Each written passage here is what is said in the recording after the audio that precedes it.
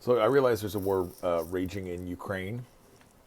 I'm a second generation born Canadian. My grandparents fled Russia, Ukraine, Eastern Russia, Ukraine region in 1927 with death warrants on my grandfather and great uncle's heads. And of course, it's disturbing to see a war start in another part of the world. And my concerns are closer to home because of the kinds of things specifically that my grandparents dealt with. Rabid identity politics rooted in communism, and the resulting collapse of society and the murder of 80 million people. I'd say murder. Some were murdered. Some were shipped into the Gulag system, which was a vast prison internment slave camp system where people were worked to death and starved to death. And then there was the deliberate starvation of millions in the Ukraine in the early 1920s. There was actually two rounds of this. So whole branches of my family tree were wiped out because of identity politics, and that is the government or the political systems pitting one group of people against another group of people. And that's what we're seeing on its face here in Canada at the moment. And that's very difficult for people to recognize, but we have an ideology that has infiltrated and captured major institutions in Canada. Some people call it wokeism. It's fair at this point to call it race Marxism. Okay, so the idea behind Marxism and communism is that the economic elites control everything and everyone else is oppressed and exploited by the economic elites. And so in order to solve the problems as identified by Karl Marx, we need the spontaneous uprising of the masses to seize the means of production or the wealth of the nation in order to fairly and equally distribute it to the populace. So we have an oppression, we have an oppressor, we have an action to mitigate the circumstances, and then the concept is to equally distribute. Well, we're facing that here in Canada today, except it's race Marxism, not economic Marxism. So race Marxism is basically saying that it's the woke ideology is that we live in a systemically racist society, that that racism is equated with whiteness. The whites are the oppressors, the oppressor class or the oppressor group, and visible minorities are the oppressed. And in order to sort this out, the minority classes need to seize the means of production,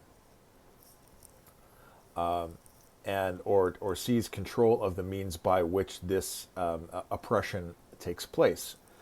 And you are either with the people playing identity politics, or you're a racist. That's kind of how it goes.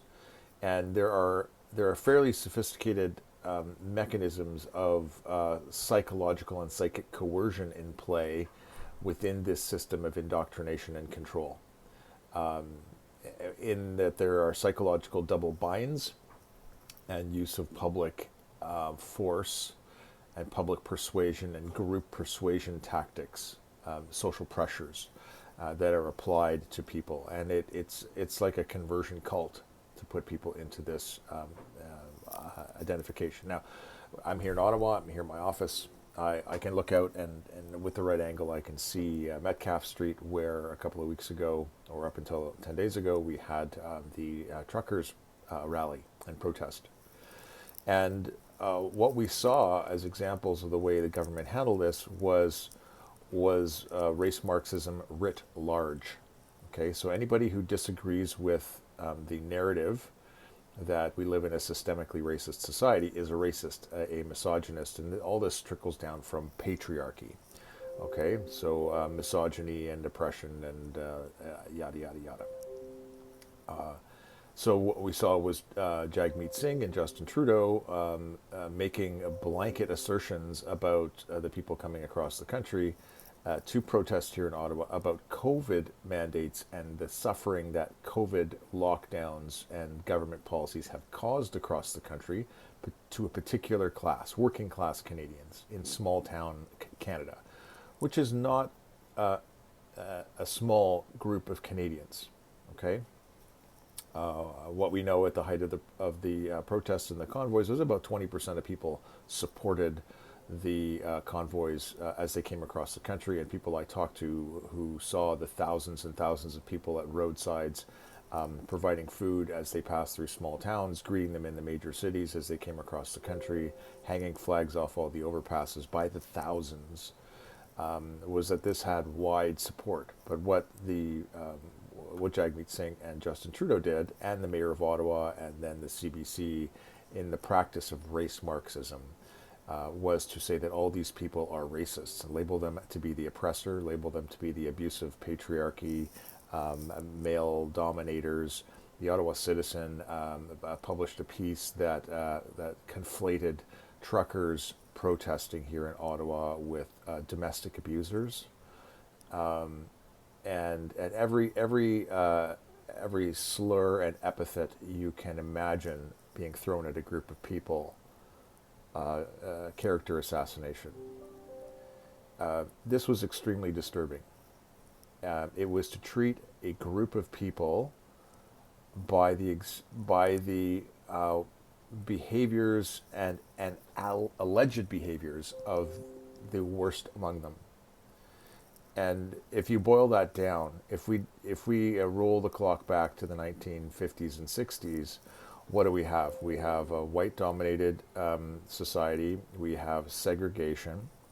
We have a media and government narrative that is above the fold, right? It's open, of characterizations of African Americans as not as smart, as uncultured, as violent. As we go back a couple of decades before, and we have the marijuana hysteria, the Mexican axe murderers, and black men smoking marijuana and raping white women, and all these characterizations of an entire group of people based on the color of their skin. And that's exactly what we saw here. In Ottawa. It's no different at all, except the color of skin is white. It's race Marxism, and so we have an identified target, which ironically is working class to poor white people in Canada, and the same in America, become the targets of racism in our own country and smeared by our politicians and our media. Now, today I want to talk about one little piece of this, because there's the zone, let's call it the information ecology, or the ecological information zone, was flooded with bullshit and lies and false accusations and hysterias. And they were coming by the hour, these horror stories. The desecration of the Terry Fox statue. It was hung 2 Canadian flags. One of the flags was upside down. And quite a number of the Canadian flags that were flying on Parliament Hill, along Wellington Street in downtown, were upside down, because people are calling into question what Canada is and what it's doing, and how it's not serving them. And I think that's perfectly legitimate political speech. We have certain rituals around a flag, and flying it upside down is not a respectful way to fly the flag, but it makes a statement about the state of our country, and that I think is perfectly acceptable. So we had 2 flags on Terry Fox, and we had a sign that said "Mandate Freedom." The professor of journalism at Carleton U,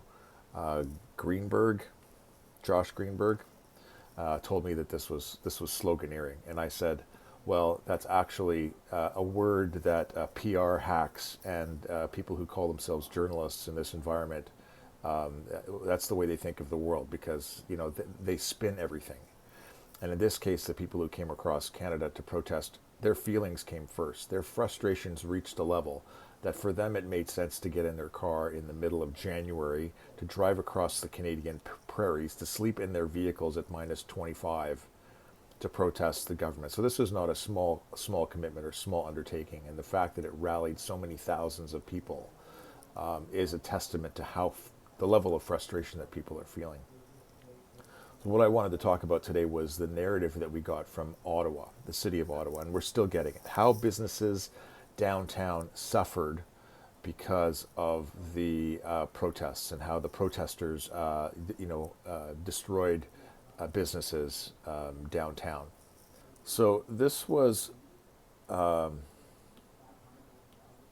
map of Ottawa downtown that was released by the city of Ottawa and the police.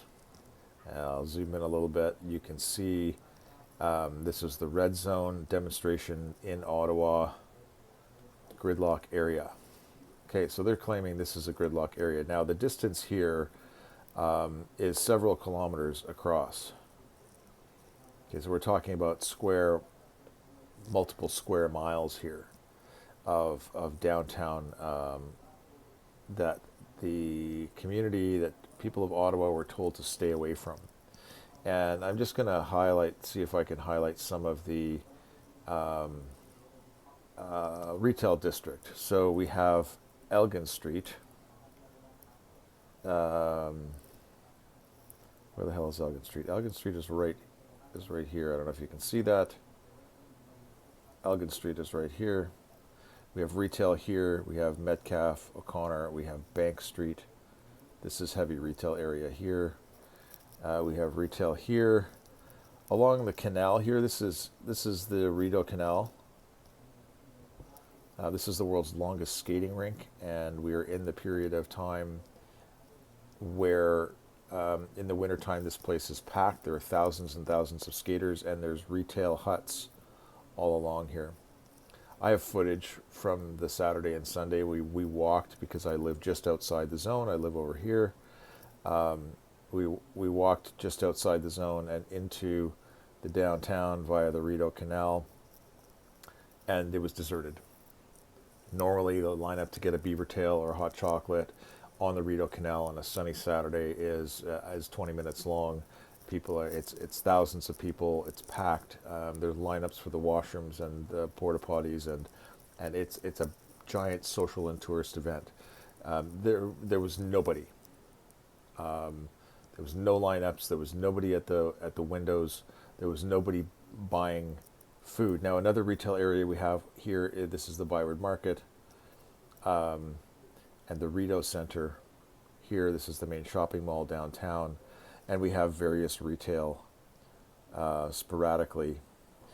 Over here we have our Chinatown district, also more retail and restaurants.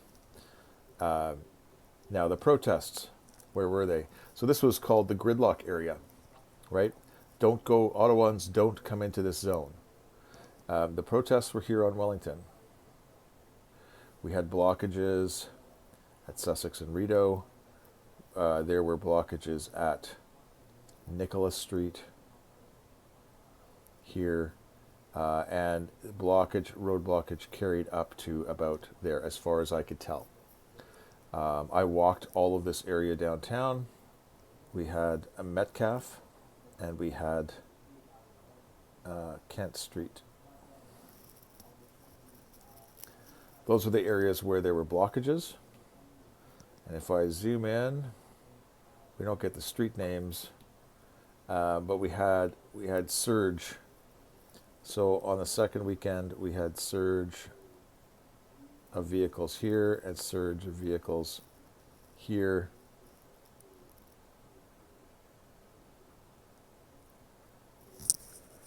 And crowds were Parliament Hill area and largely limited to here. It was as big as any Canada Day campaign or any Canada Day celebration that I've ever been to. I lived in Ottawa for 22 years. I've maybe been to 4 Canada Days. I was downtown on the 150th, and it was a fair crowd. On the weekend surges, we had crowds downtown at that scope and scale. So we got word, of course, that downtown businesses were destroyed. They couldn't make any money. They were ordered closed by the city and by the police forces. Why? Well, to deny resources to the protesters. The Rideau Center is here. This is a big shopping mall. I was in there on the Saturday and the Sunday of the first weekend. Yes, there was hundreds of people in there. They were lined up for the liquor stores, for the Tim Hortons, for various retail and for food. And there were people, it's a multi-story mall, and there were balconies, and there were Canada flags hanging over, and people were singing "O Canada" and waving their flags. And you know what? No one was wearing masks. And that was part of the statement about mandates.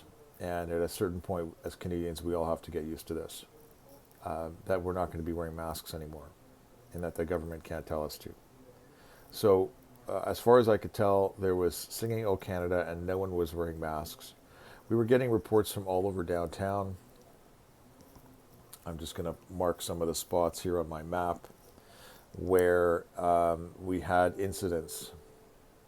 We had incidents in Sandy Hill of people being accosted on the street for wearing a mask, told you don't need to wear a mask on the street, and people reported this as harassment.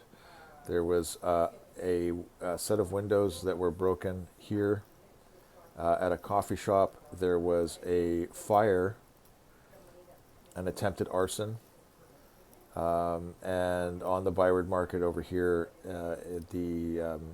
the Ottawa Wet program, which is a program for giving helpless alcoholics a portion of sherry every hour to keep them stable and off the streets.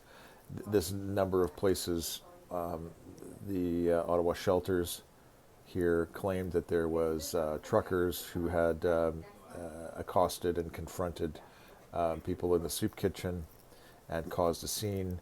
There were allegations, even after the protesters were gone, over here at the edge of Chinatown, of people being harassed about masks. My wife was at a shopping center, a grocery store here, approximately, where a bunch of people came in as a group and started harassing people in a retail environment about wearing masks. And this was at the end of the protest. Now, it's very hard to, well, okay, so you've got a person walking on a street in a residential area wearing a mask.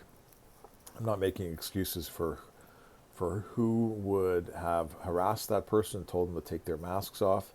The report came from Sheila Copps, former member of Parliament, writing in the Hill Times that her 80-year-old friend in Sandy Hill area had been harassed on the streets, allegedly by truckers. There was a street harassment again over here in Chinatown, allegedly by truckers here at the grocery store, allegedly by truckers, allegedly by truckers, allegedly by truckers. These were false narratives. We're getting people, and we have been getting people all across the country harassing other people for wearing masks. My stepdaughter worked at a fruit stand last summer, and every day she would have people yelling at her to take off her mask. And she was in a truck type retail over-the-counter billing service, and this has been a fairly normal thing across Canada and all over the states too, who are much more confrontational than we are.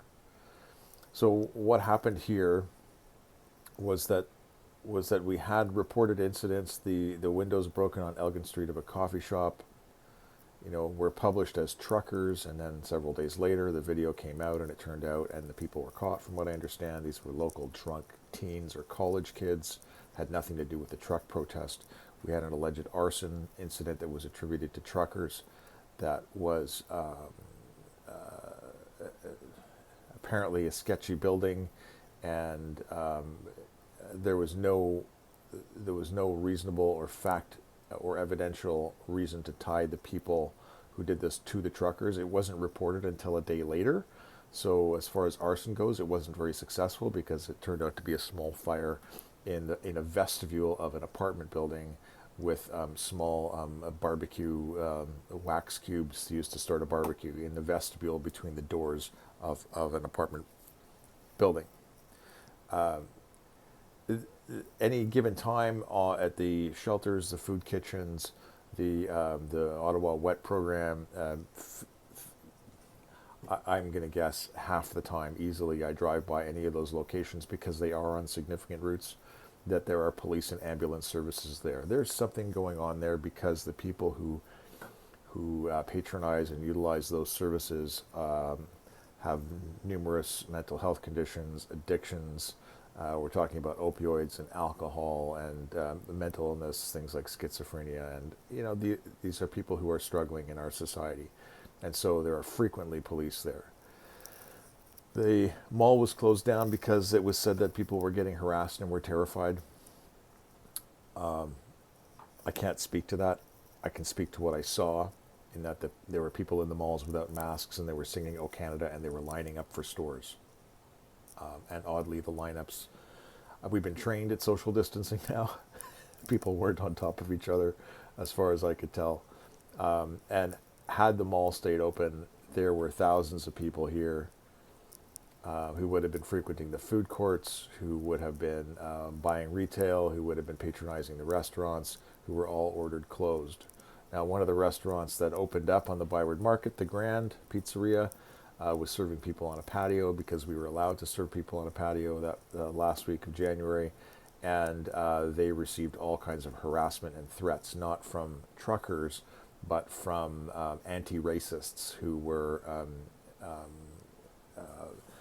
attacking this business online and making threats because they were catering to a paying public.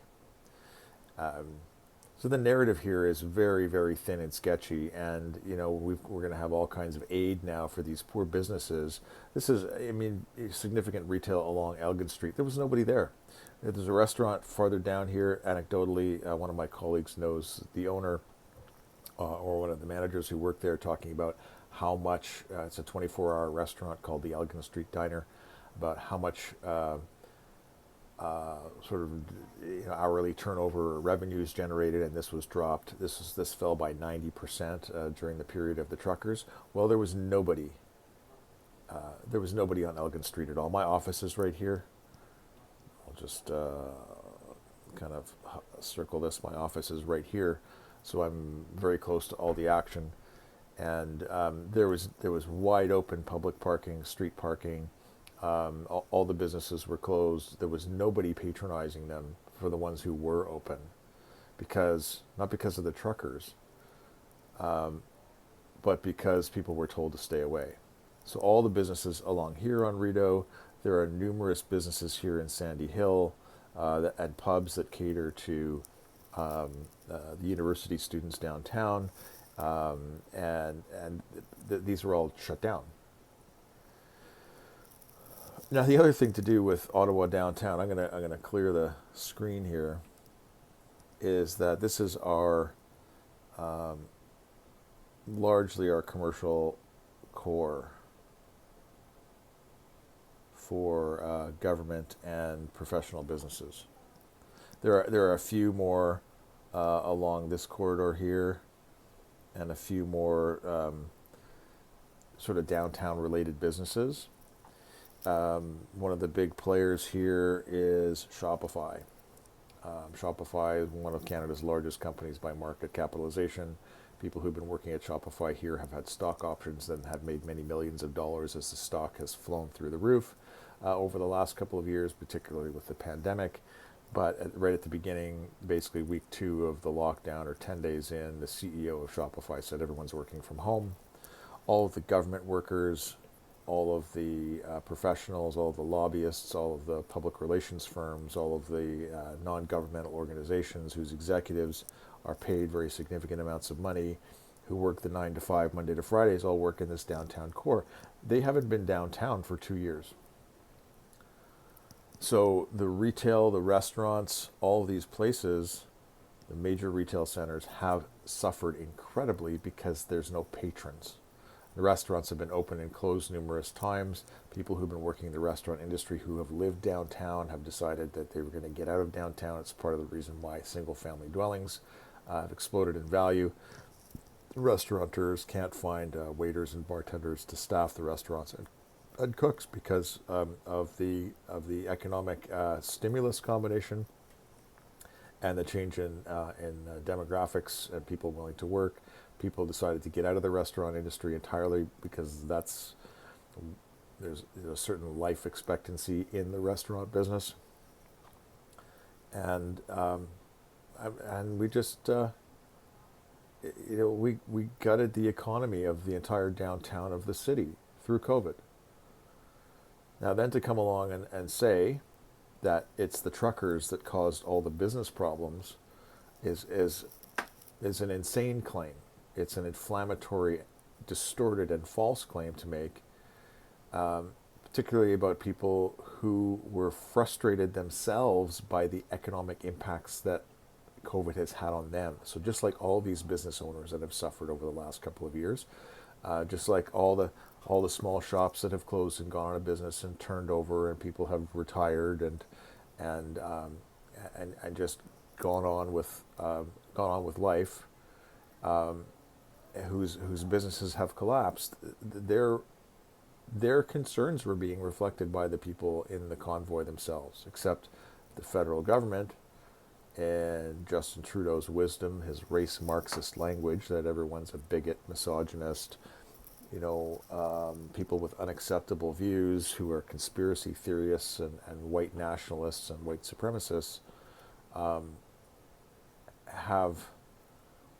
very concerned. And I think everyone in Canada should be, about what our government did here and the claims that they made, because, we're witnessing a war in the Ukraine, and Vladimir Putin is telling people it's military exercises, that it's a strategic action, of course, that it's not a war. There's a whole deny propaganda mechanism. People in the Ukraine saying, well, everything is lies. Everything they, or in Russia saying everything that they tell us is lies. We know it's lies. It's all lies. And that's what we got from our government and our state-funded media, the CBC. And if you don't think CTV and the Globe and Mail are state-funded, I mean, Trudeau bragged about the $630 million given to media companies in terms of subsidies to keep them afloat. And the Toronto Star just got a $500 million deal, sole source from the province of Ontario for the Ontario for online gambling, a newspaper. The first organization to get the online gambling license was the OLG, the Ontario Lottery Gaming Corporation, and then it was sole source to the Toronto Star, worth $500 million. So the government owns the media here. And what we got about a populist protest that represented concerns of a very significant number of Canadians. Directly, 20% of Canadians supported this. And this group raised $10 million, not once, but twice.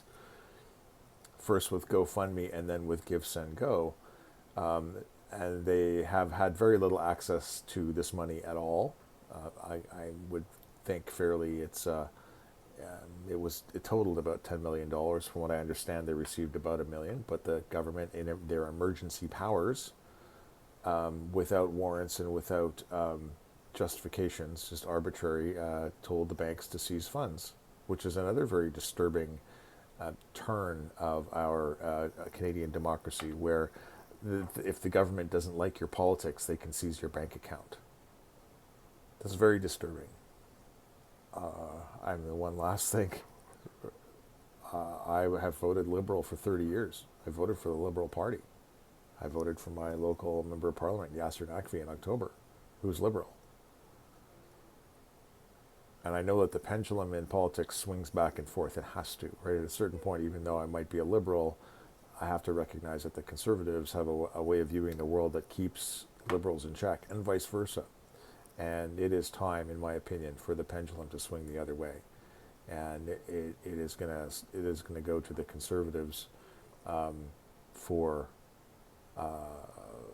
well, one can hope, because if we don't check the Liberals and what they're doing, and their race Marxism, and the CBC has been completely captured by this ideology that basically thinks that if you're a white male, that you are the representation of all that's wrong with the world, and that's racism. It's group identity politics, branding an entire group based on the worst attributes and beliefs about that particular group, and then treating everyone in the group the same way. That's race. That's Marxism. It's racism, inarguably, unless of course you redefine racism, which is what the woke race Marxists have done.